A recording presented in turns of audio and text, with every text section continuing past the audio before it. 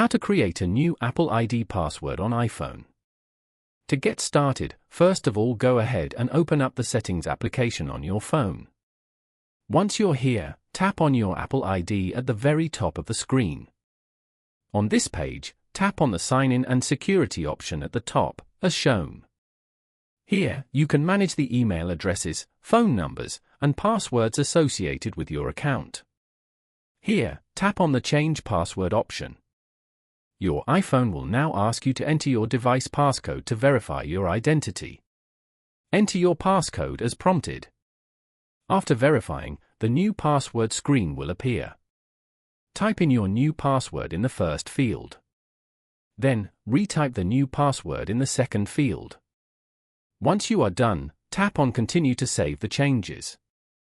Following these steps, you can easily create a new Apple ID password on an iPhone.